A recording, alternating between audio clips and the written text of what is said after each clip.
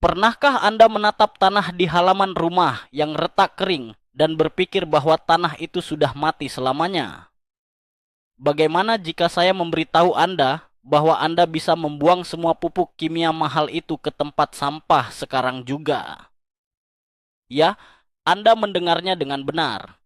Cukup dengan sebatang tongkat kayu sederhana, Anda bisa mengubah tanah yang keras seperti batu menjadi surga yang subur dalam waktu 60 hari saja. Selamat datang kembali di saluran ini. Hari ini kita akan membongkar teknik tongkat kayu dari abad ke-19 yang sengaja dilupakan oleh industri pertanian modern. Sebuah rahasia kuno yang akan mengembalikan kehidupan ke halaman rumah Anda dengan cara yang sangat mengejutkan. Tapi tunggu dulu, mari kita berdebat sedikit. Apakah Anda termasuk orang yang percaya bahwa ilmu pengetahuan pertanian modern selalu lebih baik daripada kebijaksanaan petani zaman dahulu? Coba tuliskan pendapat Anda di kolom komentar sekarang. Karena apa yang akan Anda lihat di video ini mungkin akan mengubah cara pandang Anda selamanya. Mari kita putar waktu kembali ke akhir tahun 1800-an. Pada masa itu, para petani tidak memiliki akses ke pabrik kimia raksasa yang memproduksi pupuk sintetis dalam karung. Mereka tidak memiliki traktor bermesin diesel yang bisa membolak-balik tanah dalam hitungan menit. Yang mereka miliki hanyalah waktu, pengamatan yang tajam, dan pemahaman yang mendalam tentang bagaimana alam bekerja secara harmonis. Mereka menyadari bahwa di bawah permukaan tanah yang kita injak, terdapat sebuah kota metropolitan mikroskopis. Ada miliaran bakteri, jamur, dan serangga yang bekerja siang dan malam untuk menjaga tanah tetap hidup. Ketika sebuah lahan menjadi kering dan keras, para petani kuno ini tidak memaksakan kehendak mereka dengan bahan kimia keras. Mereka menggunakan sebuah metode sederhana yang dikenal sebagai teknik penetrasi kayu. Sebuah cara organik untuk membuka kembali jalur kehidupan bumi tanpa merusak rumah para makhluk kecil di dalamnya. Konsep ini sangat masuk akal, namun perlahan menghilang ketika manusia mulai terobsesi dengan solusi instan modern. Mari kita mulai dari dasar. Bagaimana Anda tahu bahwa tanah Anda benar-benar mati? Coba perhatikan kebun Anda saat musim kemarau panjang. Apakah permukaannya retak, keras seperti beton jalanan dan air hujan hanya menggenang di atasnya tanpa bisa meresap ke dalam? Banyak orang percaya pada mitos bahwa tanah yang sudah keras dan berwarna pucat ini tidak memiliki harapan lagi. Mereka pikir satu-satunya cara adalah membuangnya atau menimbunnya dengan tanah baru yang dibeli di toko yang mahal, tapi itu adalah kebohongan besar. Tanah Anda tidak mati, ia hanya tertidur lelap dan tercekik karena kekurangan oksigen yang parah. Bayangkan Anda sedang mencoba bernapas dengan hidung dan mulut ditutup rapat. Itulah yang dirasakan oleh miliaran mikroorganisme di bawah sana.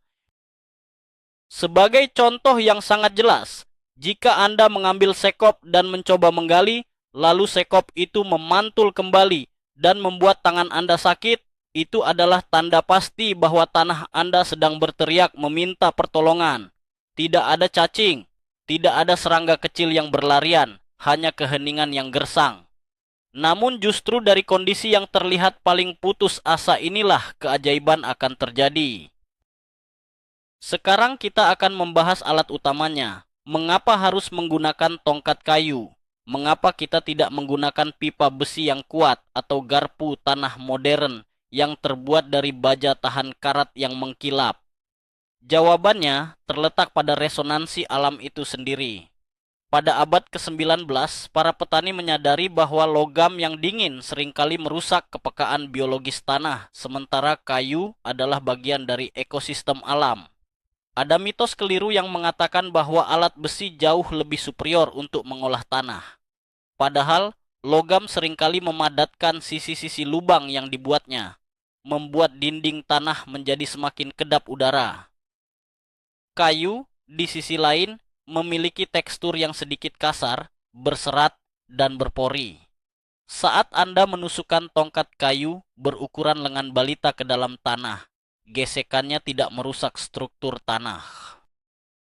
Bayangkan sebuah ranting pohon tua yang menancap di hutan. Secara perlahan ia berkomunikasi dengan tanah di sekitarnya. Tongkat kayu Anda melakukan hal yang sama persis. Ini adalah rahasia kecil yang benar-benar dilupakan oleh mesin pembajak modern yang bekerja terlalu brutal. Langkah selanjutnya adalah memilih senjata Anda dengan bijak. Anda tidak bisa sembarangan mengambil kayu lapuk yang sudah hancur. Anda membutuhkan tongkat kayu yang kokoh, lurus, dan memiliki ujung yang agak tumpul, bukan runcing seperti tombak. Panjangnya idealnya sekitar 1 meter, agar punggung Anda tidak sakit saat bekerja. Banyak yang salah kaprah dan menggunakan kayu bekas bangunan yang sudah dicat atau dilapisi bahan kimia anti rayap.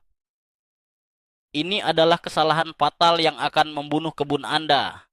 Cat dan bahan kimia akan meracuni tanah yang sedang berusaha Anda selamatkan. Sebagai contoh ilustrasi yang baik, carilah dahan pohon mangga yang sudah kering atau sebatang bambu tua yang tebal. Ujung yang agak tumpul sangat penting karena saat ditusukkan, ia akan mendorong tanah ke samping alih-alih hanya memotongnya tajam. Proses mendorong ini menciptakan sebuah rongga yang stabil dan tidak mudah runtuh kembali saat terkena air hujan. Persiapan sederhana ini adalah pondasi dari seluruh keberhasilan metode selama 60 hari ke depan. Lalu bagaimana cara kerja teknik menusuk bumi ini? Apakah kita hanya asal menusuk? Tentu saja tidak. Ini adalah sebuah seni akupunktur untuk bumi. Anda harus membuat pola lubang yang teratur di area tanah yang mati tersebut. Berdirilah di satu sudut, pegang tongkat kayu dengan kedua tangan, dan tekan ke dalam tanah menggunakan berat badan Anda. Buat kedalaman sekitar 15 hingga 20 cm. Angkat perlahan, lalu buat lubang berikutnya dengan jarak 1 jengkal tangan. Terus lakukan ini sampai seluruh permukaan lahan Anda terlihat seperti papan catur yang berlubang-lubang. Mitos yang beredar adalah Anda harus membalik semua tanah agar gembur. Kenyataannya, membalik tanah justru merusak jaringan kehidupan mikroskopis yang sudah terbentuk dengan susah payah di bawah sana. Ilustrasinya seperti ini. Bayangkan kota tempat Anda tinggal tiba-tiba dibalik secara kasar oleh raksasa. Hancur berantakan, bukan? Dengan hanya membuat lubang menggunakan tongkat, Anda seperti membangun sumur ventilasi udara ke dalam stasiun bawah tanah tanpa menghancurkan bangunan stasiun itu sendiri. Mari kita bahas keajaiban pertama yang langsung terjadi. Masuknya oksigen. Segera setelah Anda mencabut tongkat kayu dari lubang pertama, udara segar dari atmosfer langsung mengalir masuk ke dalam tanah yang gelap dan pengap. Ini adalah napas buatan pertama untuk lahan Anda yang sedang sekarat. Bakteri aerobik, yaitu bakteri baik yang membutuhkan udara untuk hidup, seketika terbangun dari tidur panjangnya. Selama ini mereka bersembunyi dalam mode bertahan hidup karena lapisan atas tanah terkunci rapat. Contoh nyata dari proses ini sangat menakjubkan. Bayangkan Anda membuka jendela kamar yang sudah ditutup rapat selama 5 tahun penuh. Udara segar yang masuk langsung menghilangkan bau apek dan membawa kehidupan baru. Di dalam tanah, oksigen ini memicu reaksi berantai biologis. Bakteri mulai berkembang biak dan memakan sisa-sisa akar mati yang sebelumnya tidak bisa membusuk.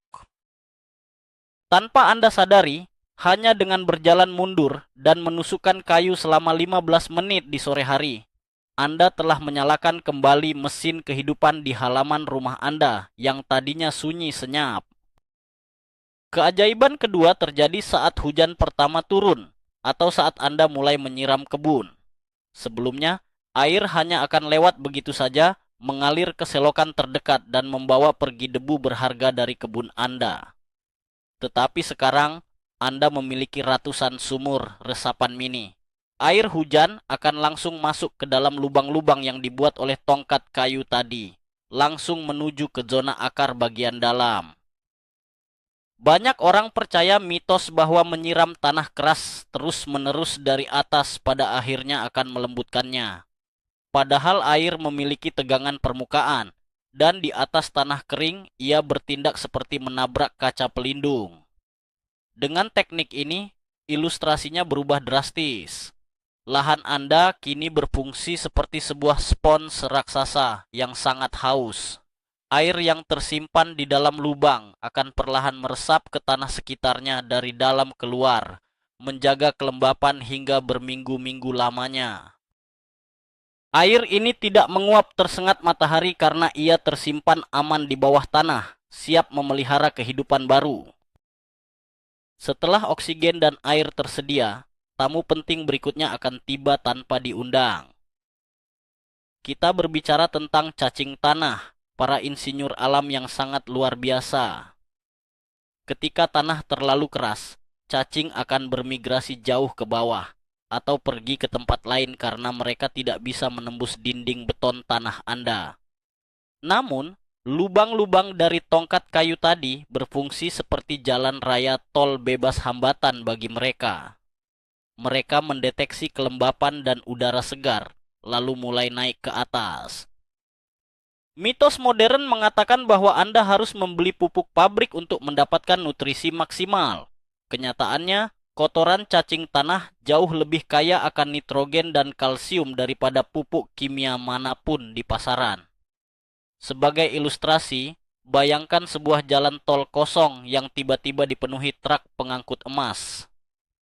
Cacing-cacing ini akan menggunakan lubang yang Anda buat, memperlebarnya, dan membuat cabang-cabang terowongan baru. Mereka bekerja 24 jam sehari tanpa minta dibayar, secara gratis menggemburkan tanah Anda dari dalam.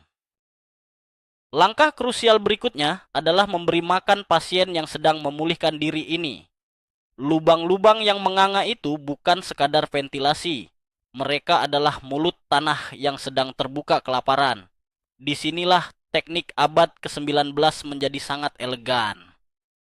Alih-alih menaburkan pupuk mahal, para petani kuno akan menyapu daun kering, potongan rumput sisa, atau kompos sederhana, lalu menyebarkannya di atas tanah yang sudah dilubangi. Angin dan air hujan akan mendorong serpihan organik ini masuk ke dalam lubang-lubang tersebut. Anda juga bisa menyapunya dengan lembut agar masuk. Bayangkan ini seperti menyuapkan kapsul vitamin yang penuh nutrisi tepat ke lambung bumi. Jika Anda menaruh daun kering di atas tanah padat, ia hanya akan tertiup angin atau kering kerontang.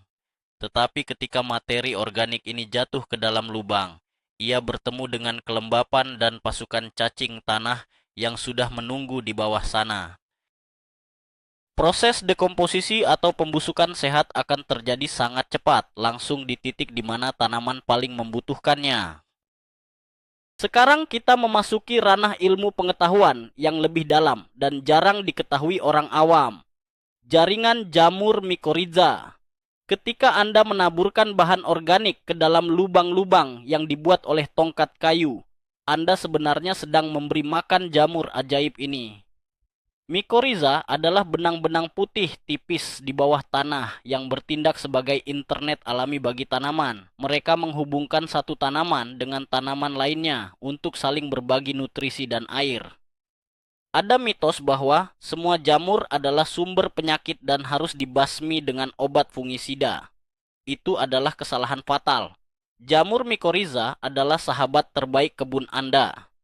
Sebagai contoh ilustrasi, jaringan mikorizа ini bertindak seperti sedotan tambahan raksasa bagi akar tanaman, memperluas jangkauan mereka hingga ratusan kali lipat. Berkat lubang dari tongkat kayu Anda yang tidak merusak struktur tanah, benang-benang jamur ini dapat tumbuh melintasi lubang dan mengikat nutrisi dengan leluasa. Tanah Anda perlahan berubah menjadi organisme tunggal yang bernapas dan saling terhubung dengan sangat kuat. Mari kita maju cepat ke hari ke-30. Di pertengahan jalan ini, Anda akan mulai melihat tanda-tanda transformasi yang membuat merinding. Jika Anda mendekat dan melihat warna tanah, ada sesuatu yang berubah. Tanah yang tadinya berwarna abu-abu pucat atau kekuningan yang tampak sakit, kini mulai berubah menjadi coklat gelap di sekitar lubang. Bau udaranya pun berbeda. Cobalah ambil segenggam tanah dari permukaan. Ia tidak lagi berbau seperti debu aspal yang panas, melainkan memiliki aroma manis khas hutan setelah hujan. Aroma ini berasal dari geosmin, zat organik yang diproduksi oleh bakteri sehat peliharaan Anda. Pada hari ke-30 ini, banyak orang yang tidak sabar dan mitosnya mereka ingin kembali menggali tanah untuk melihat hasilnya. Jangan lakukan itu. Biarkan prosesnya berlanjut secara alami tanpa gangguan besar. Ilustrasi yang tepat untuk fase ini adalah seperti memanggang kue di dalam oven. Anda bisa mencium aroma harumnya dari luar. Tetapi jika Anda membuka pintu oven terlalu cepat, kuenya akan gagal mengembang sempurna. Tentu saja, dalam perjalanan 60 hari ini, ada jebakan kesalahan umum yang harus sangat Anda hindari. Kesalahan pertama adalah melakukan penusukan terlalu rapat atau terlalu bersemangat. Lubang yang dibuat terlalu dekat satu sama lain akan membuat tanah kehilangan struktur penopangnya dan malah menjadi bubur saat hujan lebat. Jaga jarak setidaknya 1 jengkal agar integritas tanah tetap kokoh.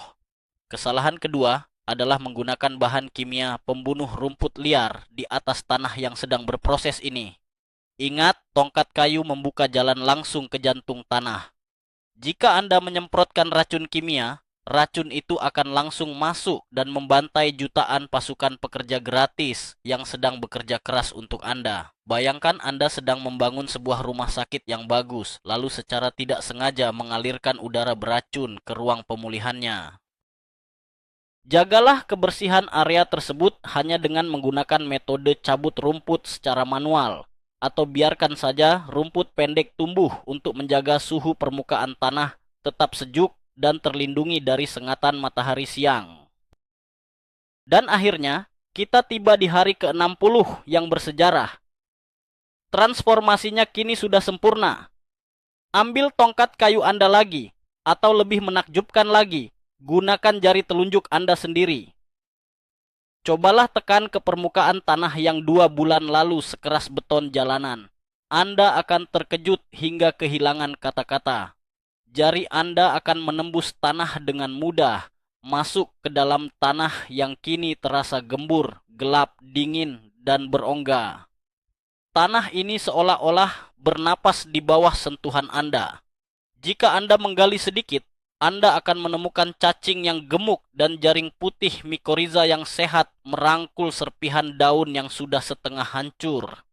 Anda telah mematahkan mitos bahwa menyuburkan lahan butuh biaya puluhan juta rupiah dan bertonton pupuk kimia sintetik. Sebagai perumpamaan akhir, Anda baru saja membangkitkan pangeran dari tidur matinya yang panjang, hanya dengan modal sepotong kayu dari alam. Tanah ini sekarang siap untuk menumbuhkan benih sayuran, bunga, atau pohon buah apapun dengan tingkat pertumbuhan yang akan membuat tetangga Anda merasa sangat iri. Sungguh sebuah perjalanan yang luar biasa menakjubkan, bukan? Siapa yang menyangka bahwa rahasia keajaiban terbesar untuk menyuburkan lahan tandus ternyata tidak tersimpan dalam botol pupuk mahal dari pabrik kimia modern, melainkan hanya membutuhkan sepotong kayu sederhana dan kebijaksanaan kuno abad ke-19.